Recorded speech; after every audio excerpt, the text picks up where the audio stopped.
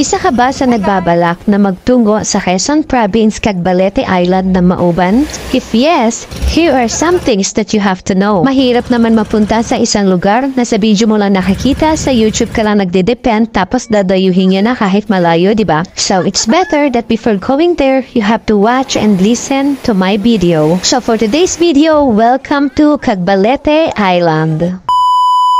Sa mga hindi pa nakakaalam, ang Cagbalete ay located sa Mauban, Quezon. 30 minutes from Lucena City to Mauban, Quezon. Since nanggaling kami sa Atimonan, bumiyahe kami from Atimonan to Mauban ng 1.5 hours. So papunta sa Cagbalete Island, kailangan mo munang dumaan sa port ng Mauban sa Tourist Information Office nila. Tara, biyahe tayo! Pagdating nga namin dito sa Cagbalete Island ay low tide. Kaya yung nakikita yung mga bangka ay halos nasa pangpang na lang. At dahil nga low tide, medyo malayo yung bangka namin sa mismong babaan ng pasahero nila. Kaya kung nakikita nyo, meron pa siyang maliit na bangka para sanduin yung mga passengers na nanggaling sa passengers boat papunta nga dito sa mismong babaan. So from port ng Cagbalete, kailangan mo pang sumakay ng chariot o kaya another bangka patungo naman sa hotel na binook mo. And now, welcome to Escabarte Beach Resort. Bago matapos yung video ko, sasabihin ko sa inyo kung magkano nga ba ang estimate na gastos namin dito sa Cagbalete Island at kung magkano nga ba yung room dito sa Escabarte Beach Resort. Low tide nga nang dumating kami dito sa resort, kaya nag-inom muna kami, naghintay ng ilang oras para mag-high tide saka kami lumabas. Sa paglabas nga namin, syempre hindi naman natin may iwasan maglakad-lakad. So parang Boracay style nga pala dito sa Cagbalete. Kaya ako nasabing Boracay style kasi marami siya mga katabing resort.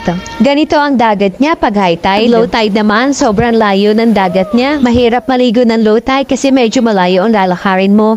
Pag high tide naman, mahirap din maligo kasi sobrang lakas ng alon. Maganda ang beach nila, maganda ang buhangin, talagang white sand, wala kang masabi. Pero yung dagat nila dito, kung nakikita niyo yun, parang ang lalim na agad dun. High tide siya ngayon. Kaya yung tubig niya mataas hanggang dito. Pero pag low tide siya, as in, ang layo ng dagat niya. Medyo malayo na nga itong beach na nililiguan namin dun sa resort na binook namin. Sa tapat kasi ng resort na binook namin, maraming seaweeds. Kaya nag-decide kami na maglakad-lakad at maghanap ng beach na maliliguan na pwede rin mag-swimming ang mga bata.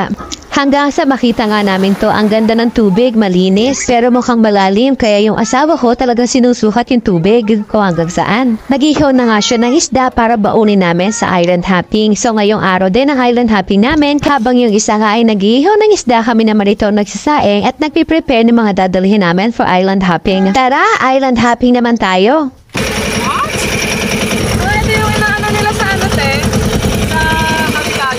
Ito yung first stop natin, ang Mangrove River. So bago tayo pumunta dito, nakikita ko yung tubig ay blue pa kasi nga dagat pa siya.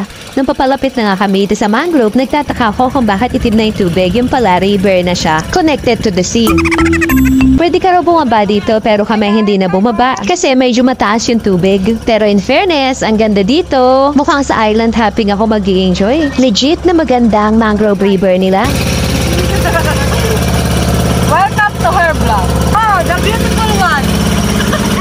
Kaya pag magka-Cagbalete Island kayo, make sure na mag-island hopping din kayo. Sa dulo ng video natin, dun kayo ilalagay kung sino yung pwede nyo kontakin pagdating sa island hopping. Medyo mahal kasi pag sa mismo hotel kayo dumiretso or nag-avail ng island hopping. Welcome to Sandbar ng Mauban!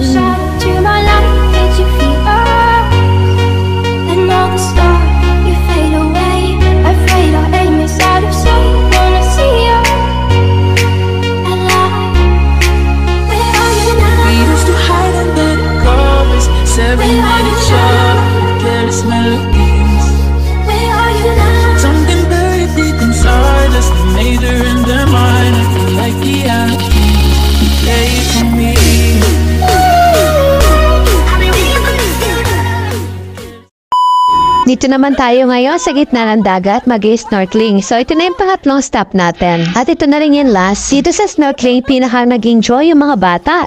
Matanda pala. At saka mabait si Kuya na bangkero. Yung nakuha namin for island hopping. Normally sa 1,800, 3 hours lang pag-island hopping. Pero from 1,800 natawaran namin to 1,500. Pagka sa resort naman, mismo ikaw mag-a-avail ng island hopping kung saan kayo nag-stay, ang charge nila ay 350 per person. Pero don't worry guys, kasi i-share ko rin yung nakilala namin dito sa resort kung saan pwede kayong mag-avail ng island hopping. Pwede nga rin kayong i-assist sa resort na gusto nyo. From the time na dadating kayo dito sa Cagbalete hanggang sa pauwi kayo, nandyan sila para i-assist kayo. Halatang hindi nag-i-enjoy yung mga kasama ko.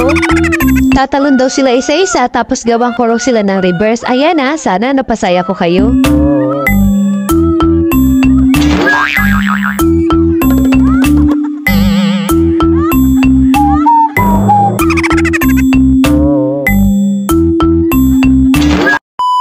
Nagstay nga pala kami ng 2 nights dito sa Cagbalete Island with the same resort. Mas maganda nga pala na bago kayo pupunta rito ay meron na kayong resort na nakuha. Kasi sa tourist information, pag-arrive nyo doon, magbabayad kayo ng 80 pesos per person as environmental fee. For adults yun at for kids naman ay 65 pesos per person. At after nyo nga magbayad, meron pa kayong fill-upan online. At doon sa fill-upan nyo online, kailangan nyo rin ilagay doon kung saang resort kayo mag-i-stay at kung ilang tao kayo. After nyo nga magbayad ng environmental fee, proceed na kayo doon sa bangka. At doon naman sa bangka ay 100 per person. Pag kids naman ay 50 pesos lang. Mas maganda actually pumunta rito sa Mauban nang wala kayong sasakyan kasi pag may sasakyan kayo, wala silang parking sa mismong port. Kailangan nyo pa rin magtanong sa tourist information kung saan kayo pwede mag-park. Kaya from there, may nag-assist sa amin na isang tao at pinag-park kami medyo malayo doon sa tourist information sa labas ng port. At may charge yun na 300 pesos. At pagkatapos nga namin mag-park, ayun, bumalik na kami sa bangka. Kaya from Mauban Fort hanggang Cagbalete Island, 45 minutes ang biyahe.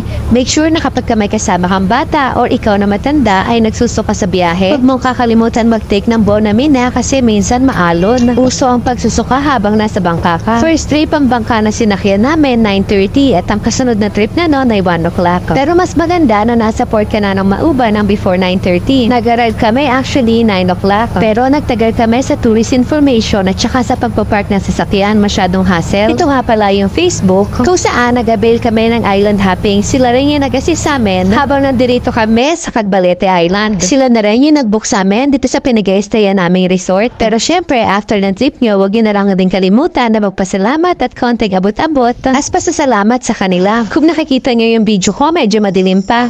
Itong video na to ay yung full resort niya. Marami rin siya activity dito sa loob ng resort at ito mismo yung tapat ng dagat niya. Maga akong nag-video, 6 o'clock siguro to, 7 o'clock kasi ang checkout namin. Hinahabol namin yung first trip ng boat. Ang ganda ng view niya pag ganito. Kalma pala ang dagat ng ganitong oras kaso medyo madumi. Ipapakita ko naman sa inyo yung loob ng kwarto na pinag-estayan namin. Ito nga pala yung room na pinag-estayan namin for 2 nights, good for 6 person. Ang price niya is actually 5,000 pesos. Pero nang dumating kami dito, na-negotiate namin siya at nakuha lang namin siya ng 3,500 pesos per night. Ito yung loob niya, meron siya 2 double deck sa baba, ay pang 2 tao, ganoon din naman sa taas pang 2 tao. Kaya total na pwedeng makatulog dito ay hanggang pang 8 person. Masintabi naman sa mga kasama kong tulog pa habang nagbibideo ako, meron na rin pala tong private bathroom. Sa second night naman na pag-stay namin, natawaran namin siya ng 2,500. Sa total for 2 nights, ang binayaran lang namin ay 6,000. Imagine, ang laki ng tawad namin. From 5,000 per night, nakuha lang namin siya ng 6,000 for 2 nights. Pero kayo, huwag kayo mag-expect na ganitong tawad kapag maraming tao. Pumayag lang yung may-ari ng resort na ibigay sa amin yung ganong price kasi nga wala siya masyadong tao na dating namin. At ito nga, umabot kami sa first trip na 7 o'clock. Ito naman yung bangka na sasakyan namin papunta doon sa port ng Mauban. Yung pauwi namin, medyo okay na yung biyahe. Nauna rin kasi kami sa bangka kaya nakahanap kami ng magandang pwesto na uupuan. Hindi katulad na papunta kami Cagbalete, sa mismong gitna kami kaya ramdam na ramdam mo yung alon. Sa pauwi guys, same process, 100 pesos per person. Sa kids naman ay 50 pesos. 7 o'clock ang alis ng bangka, puno man o hindi. Advice ko lang sa mga may balak mag-Cagbalete Island dyan na may bata, para hindi siya advisable kasi biyahe pa lang papuntang Cagbalete, pagod na ang bata. So hanggang dito na lang ulit yung video natin guys. Sana nakatulong sa inyo yung video na to. Bye-bye!